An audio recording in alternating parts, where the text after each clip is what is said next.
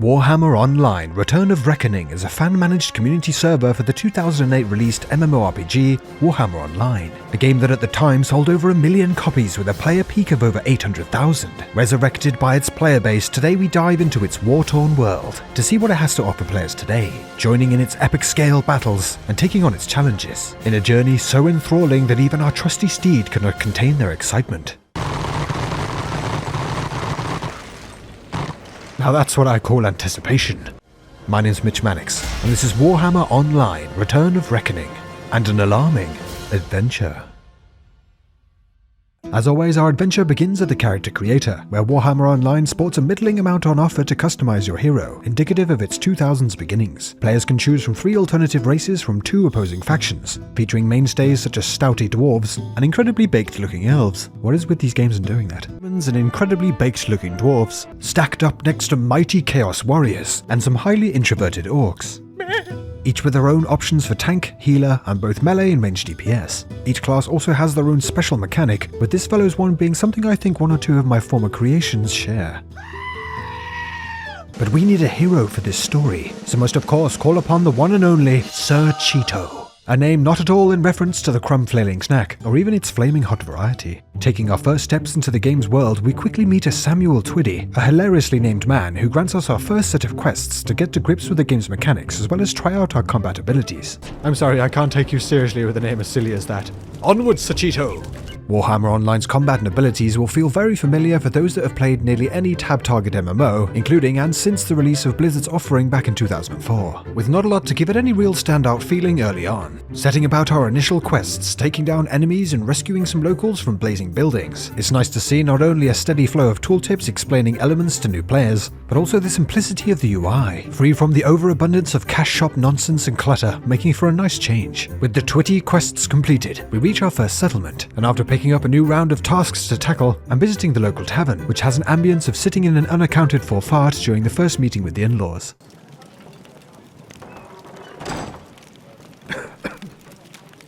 We resume our adventure, reaching further out, before noticing a server-wide message congratulating a player on reaching the PvP cap. Another heartwarming change from the usual messages reporting junk obtained in loot boxes, and cool to see everyone congratulating them in the chat. Of course, for the odd imbecile. Warhammer Online kindly provides the player with a mount straight out the gate, and makes sense considering the game's theme of looking to conscript as many competent residents as possible for the ongoing faction warfare. If not a little janky from time to time, vibrating around like a housewife's Tuesday alone time, along with a rare habit of Cheeto here taking his jockeying skills to new heights, standing upon his steed like a Segne, and making a strange guest appearance when firing some of the faction's cannons for a quest, making me think I was about to launch my companion straight into the enemy's face, only to be left disappointed, and clearly not the only one.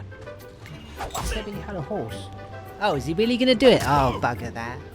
Working through the first instance of Nordland, it's not long before we come across one of the game's public events, which although smaller in scale than some more recent titles, works well at breaking up the questing experience, with us joining forces with a local dwarf to take on a 3-stage challenge with a boss fight, and with clearly not all the locals being as concerned about this as you may expect. And following its completion, we're given a chance to roll to see who will get the best loot from our endeavour, with Sir Cheeto actually coming out on carrot top, for what was granted most likely a fraction of the effectiveness.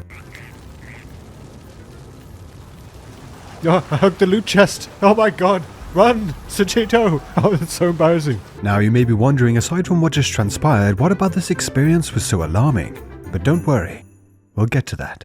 Public embarrassment aside, what was interesting for a number of reasons was some of Warhammer Online's abilities. Being a ranged magic user, it was surprising to see that nearly all of Cheeto's abilities early on were actually able to do damage to him as well as his enemies, with casting particular flame abilities causing an explosion damaging Sir Cheeto, and yes of course only realizing this once he had absolutely owned himself by doing so. An interesting choice, and with only 1 CC and not a lot of options outside fire attacks early on, definitely did lead to some frustration, especially since the mobs themselves are quite formidable, even within the level range. Or maybe it's just anger towards Cheeto due to his dope haircut, a hatred that is thankfully accommodated for by the hilariously named detaunting ability. Reading, you detaunt your target by surrounding them with thick smoke, making them hate you less, and causing them to deal only 50% damage to you for 15 seconds. A description that sends quite a confusing message, that if you're looking to make someone hate you less, a good place to start is to set them on fire. One of Warhammer Online's more enjoyable elements is its influence system. Questing in a particular zone will build the player's influence with the faction of the area, and with enough unlock obtainable awards from the influence vendor. A nice addition to keep the flow of usable gear going, and well worth its place, considering so much of the game's lootable items tend to be more often than not unusable due to being locked to a particular class or race, which with my time with the game does become quite cumbersome, unless offset by choosing a profession to allow for deconstruction. With a range of new gear and some levels under his belt, Sir Cheeto looked to expand his horizons.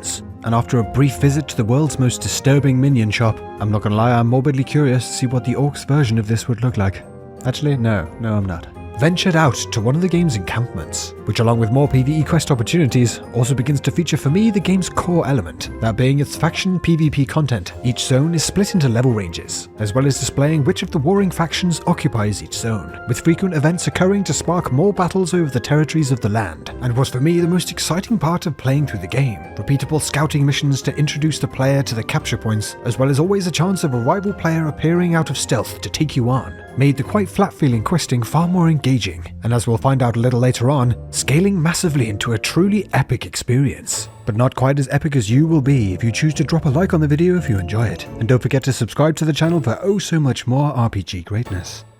Sir Cheeto set to work advancing through the levels, gathering a whole range of quests at each hub, and stopping to complete public events, reporting in at the game's camps, and squatting his way to a whole host of new abilities, and upon reaching level 16 qualified for his first dungeon instance. So without hesitation set a trail for the Order's capital city of Aldorf, which was a welcome change to out in the sticks, and well put together as a grand location and a one-stop shop for players, with all manner of merchants and skill trainers available. But Sir Cheeto was here for victory, and after a while asking around in the grouping channel, teamed up with some companions to take on the city sewers, which act as a trio of dungeon instances, and while not exactly on the lengthy side, did come with their own set of quests leading to some really tasty rewards. To further boost Cheeto's power, Warhammer Online offers 7 dungeons with 3 more in the works by the community developers, which is frankly insanely awesome, and as far as the community dev's impact on this previously closed down MMO, it is just scratching the surface. For PvE players, like with our recent look into Black Desert Online, would be worth noting that along with a fairly light dungeon offering, the game does not include any larger grouped raiding instances that are not tied into the game's PvP systems. So for those looking to play purely as a PvE player, may run dry of realistically repeatable opportunities quite swiftly during your leveling journey, outside of the few endgame dungeons and leveling through additional factions questlines. Good job. Ranald bless you. Hail! What? He's right there. You lazy bastard. Where Warhammer Online really starts to shine is with its PvP offerings. The faction warfare is embedded across its environments, ranging from instanced PvP battles to absolutely massive castle sieges, with hundreds of players banding together to siege enemy structures, and they claim to entire zones. Being a single server, with my time with the game, there was frequently ongoing discussions in the chat around the next strategic move for the open world faction warfare, which really gave the game a busy and constantly shifting feel to it, with even strange quirks like being turned into a chicken when wandering into a higher level PvP zone at a lower level, which thoroughly confused me the first time around. The sky is falling! Oh god, it's the Colonel. Soon we will attack, my brothers. Once I become more powerful, then they will feel the might of my PvP-ness. The single server and smaller than typical player base also had its disadvantages, as when solo joining for the instance battles would only take a couple of pre-made teams forming on the rival faction to lead to waves of constant defeats, in the face of the more coordinated teams re-queuing just to be re-encountered once again. Being a single server and with such a focus on faction cooperation really feels like an interactive community, as opposed to more populated mega servers increasing the throughput of players, making it far less likely that you'll get to know your companions as well as those players making up the enemy faction, with Warhammer Online giving an opportunity to work together to pull off massive victories against the all-too-familiar foe, and retreating back to the faction capital to raise an ale to the ambience of yet another cursed-feeling tavern.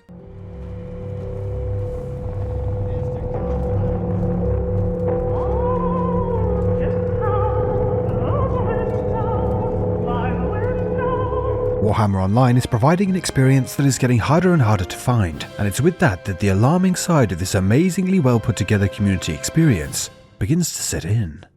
Warhammer Online for me, more so than Blizzard's nostalgic endeavours, feels like a final bastion of an MMO experience that has all but faded away, and is an alarming reminder of where we were next to where we are within the MMORPG genre, levelling up the game's professions to help with the war effort or play the markets, not battling against constant injections of tokens and purchasable currency, destabilizing the markets. Working through its levels, not feeling left in the dust by those with deeper pockets racing ahead after purchasing a boost, and seeing community developers that are working so hard to craft and expand upon an experience purely to create something enjoyable for its players, instead of being tinged with mechanics and tactics to make additional purchases more appealing, or to barely justify the price of entry. Warhammer Online is far from the perfect MMO, and if you don't buy into its faction warfare, and justifiably attempted by the much more visually appealing contemporary alternatives, then it won't do a lot to win you over. Today there are just much more complete packages out there, but enough can't be said for the individuals that make up this project's team, and their dedication on retaining an experience that a large amount of us grew up on,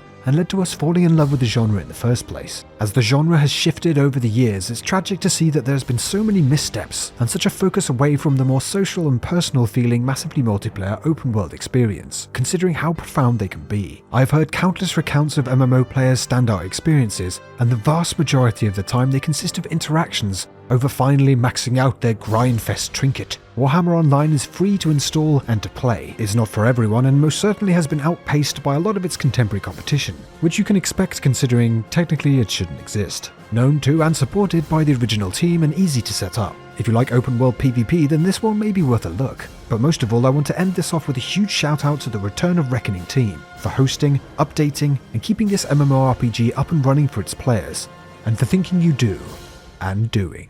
You think you do, but you don't. Thank you so much for watching.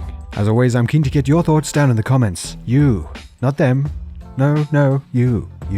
If you enjoyed the video, please consider dropping it a like. And I know, hearing that a million times all over YouTube is so annoying, and I wish I didn't have to say it, but it really does help. Oh, and don't forget to subscribe for oh so much more of this. Not liking the video, but oh wait, maybe who knows. I want to give a massive shout out to the channel members who help in supporting the channel. If you're interested in joining as a channel member for all sorts of perks, including exclusive videos, the info is down in the description. Thanks again, and I'll see you guys in the next one. Soon we will attack.